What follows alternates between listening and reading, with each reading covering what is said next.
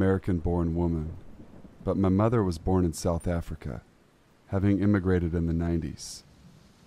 Growing up, she always taught me to be on guard and to be extremely cautious. It was simple things like driving up to an ATM at night.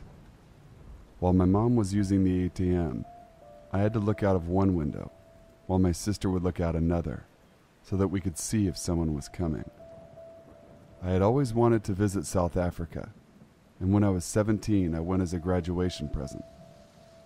I ended up staying with my grandparents, who were both in their late 70s. My grandmother was hell-bent on showing me as much of the country as possible, even though my grandfather's Alzheimer's was worsening and traveling was becoming much harder. Regardless, we took off from Johannesburg towards Cape Town. We would drive for up to 6 hours at a time. Anyone who has been to South Africa knows that you can go hundreds of miles and see nothing but grass. It was incredibly beautiful, but eerie. Once we drove into wine country in the Cape, we began passing signs that said, "Don't pull over," for people selling grapes, as we were near vineyards and people would steal grapes and then sell them on the side of the road.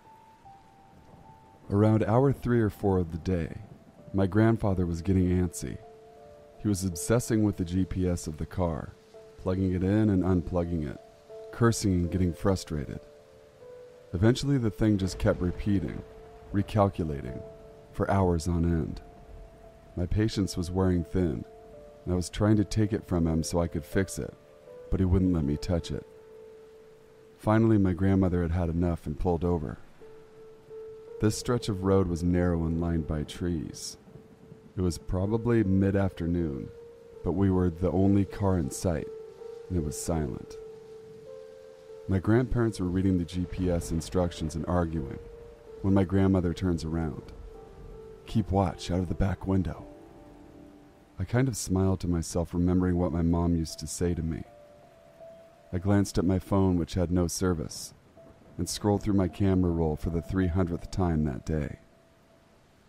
I casually looked up and turned towards the back window, and my heart stopped. A man had come out of the forest and was running, full sprint, at our car. I found my voice and yelled, "Go!" to my grandmother, and her instincts kicked in and we took off. We drove away and the man was just left standing there.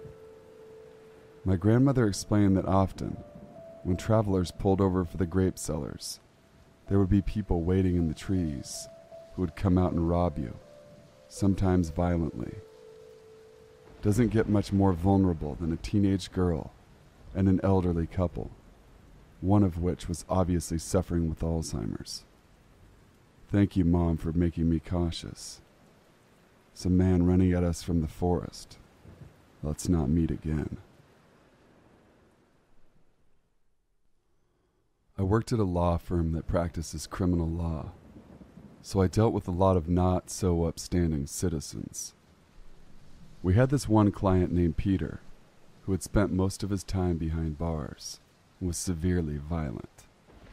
Correctional staff had to literally take measures like they would with Hannibal Lecter. For whatever reason, I felt extremely sorry for him.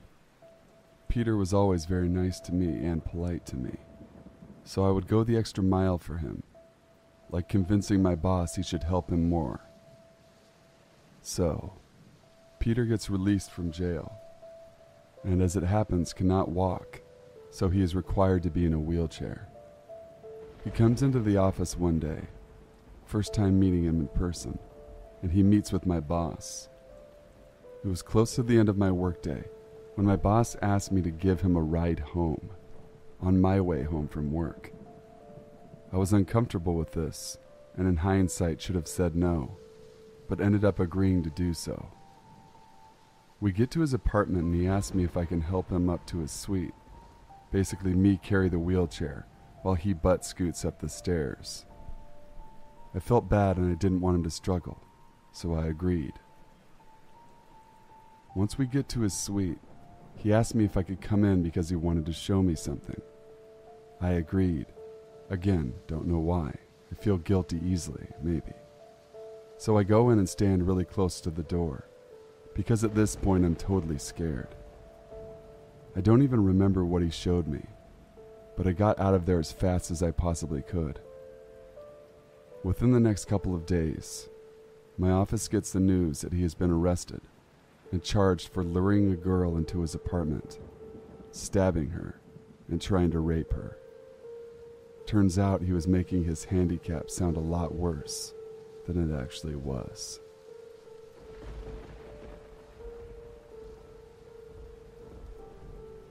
I was working in the Czech Republic at kids' summer camps when I was 20. It was nothing like the American summer camps I've seen on TV, which was much more relaxed. We owned a huge cabin in the forest just outside a small town. There were walking tracks around, and people would walk past our cabin and field area from time to time. One day I was doing some craft with a small group of children at a table that can be seen from the walking tracks when this guy walks past.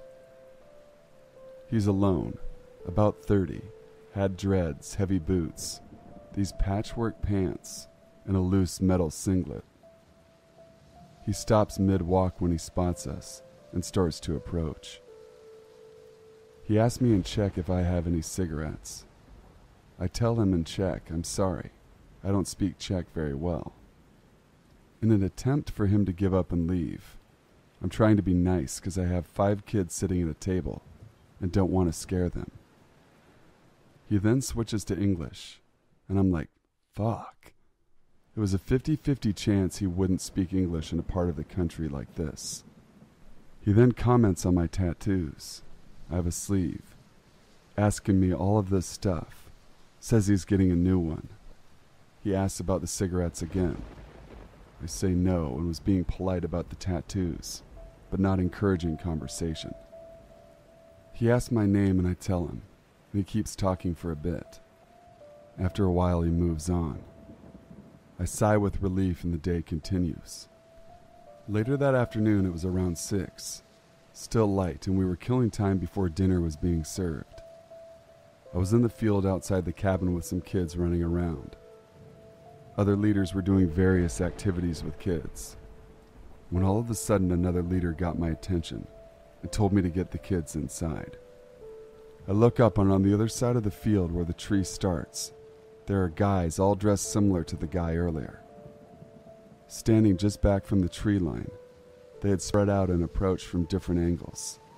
Then I hear someone shouting my name. We move all the kids inside and lock the doors. The 3 male leaders we have go out to talk to the guys in the forest surrounding our cabin. I can hear them. The guys say, "We were hunting for deer. Thought we saw it come through this way." Anyway, I'm a friend of says my name, and I start freaking out. What the fuck? It's this guy from the morning. I want to show her my new tattoo. Confused, the leaders come back and are like, "Who's this guy?" They know I'm not Czech, and I don't know how many people outside of our circle know, so it's very odd. I tell them about the morning and that I don't want to see him again. They go back out and tell the guys to leave after some fuss, and yelling out for me again, they leave. The rest of the trip I was paranoid they'd come back, especially at night. Luckily they didn't. My daughter first saw her imaginary friend in the local coffee shop over on 3rd. If I remember correctly, it was late October, just around the time when the leaves were beginning to transform the trees into multicolored street decorations. Sweater weather, pumpkin spice, everything time. We were waiting patiently in line for a couple hot chocolates when she began giggling, staring at a bald man sitting alone at a table reading a book.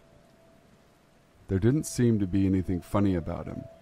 She had seen plenty of bald men before, so I leaned down and asked her what she was laughing at. "The funny man behind the baldy," she stated simply before giggling once more. The line moved, we ordered, and I put off asking her anything further until we got home, partially so my husband would be aware of what she said she saw. She described him as a friendly old chap who wriggled around a bit silly-like. No details about the face or clothing, and since he never told her his name, she simply referred to him as Mr. Ten Ankle. Now, if you've never dealt with children, I'll translate. Mr. Ten Ankles. She called him that for his silly wriggling, and would often imitate him dancing around, flailing her arms and laughing as she sung his name. Mr. Ten Ankle! Mr. Ten Ankle! My husband and I laughed it off, occasionally wriggling about with her. I wasn't too happy her imaginary friend seemed to be an adult. Why not a unicorn? But I supposed it could be worse. At least she didn't require that we set a place for him at the table. In fact, he didn't seem to show up at all that often, which we found a bit strange for an imaginary friend. Whenever he did, she said he was standing behind someone, hugging them and whispering in their ear while he wriggled about. And so we went along with it. I brought it up with my shrink at some point, but they told me not to worry so much about it. Plenty of children go through phases with strange-looking imaginary friends. She'd grow out of it eventually, so I didn't let it faze me too much, at least until she saw him hugging Grandma. She died the next day. My husband didn't want to read too much into it either, but I started asking her more and more about this silly man she could see. Who he was hugging, if he ever spoke to her. Could she hear what he was whispering to them? What did he wear? What did his face look like? Can you draw him for Mommy? And why she thought he had 10 ankles. Mommy can't see him is about the best response I ever got out of her. Every other time she'd run around in circles, flailing her arms about while singing his name. Mr. Ten Ankle! Mr. Ten Ankle! I gave up on the questioning for a while. It didn't seem to be getting me anywhere, and I definitely heard a few sighs from my husband whenever I brought it up. I made a habit of reminding myself that it was just a phase. She'd grow out of it like any other girl. It wasn't until I was running late one day, taking her with me for some errands, when things changed. I was on my way to the bank, one of those places that close promptly at 5, when she grabbed my hand and wouldn't let me move. She's a small girl, but it was like her determination itself held me.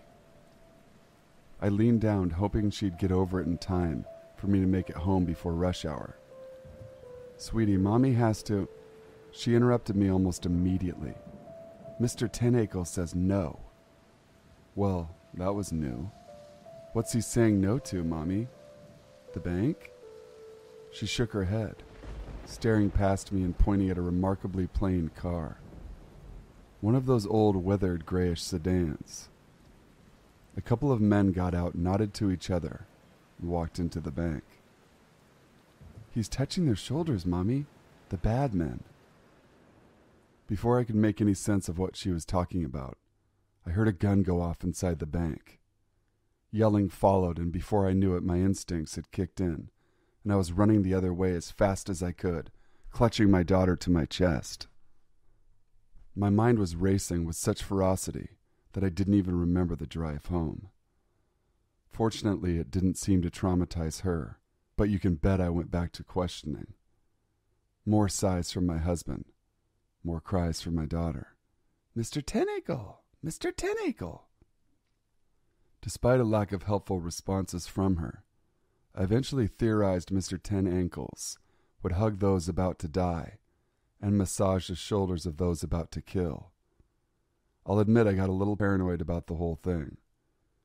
It wasn't so much that he seemed to be a bit more real than some normal imaginary friend, but why was my daughter the only one who could see him? The thoughts plagued me, and I watched my daughter's observations like a hawk. Slowly but surely it consumed me. I visited my shrink more often. My husband became a bit more distant. Today, though, my daughter and I had an interesting conversation. Mommy's not bad. Mr. Ten Ankle, stop touching her. I froze. Aside from Grandma, Mr. 10 Ankles had never appeared near anyone in the family, or even any friends we'd ever had over. My paranoia struck as hard as I envisioned the many ways I might die in the next 24 hours. Stroke? Heart attack? Car accident? Somehow I got the words out of my mouth. Honey, what's Mr. 10 Ankles doing to Mommy? Not 10 Ankles, Mommy. Tent Ankles. Mr. Tentacles. Had it been tentacles the whole time? Why was Mr. 10 Ankles touching Mommy? Sweetheart? I don't know. He's being dumb, she said, angrily staring at the spot slightly behind me. She continued muttering something under her breath. I could barely make out. He was hugging Daddy and Auntie when they wrestled yesterday, too.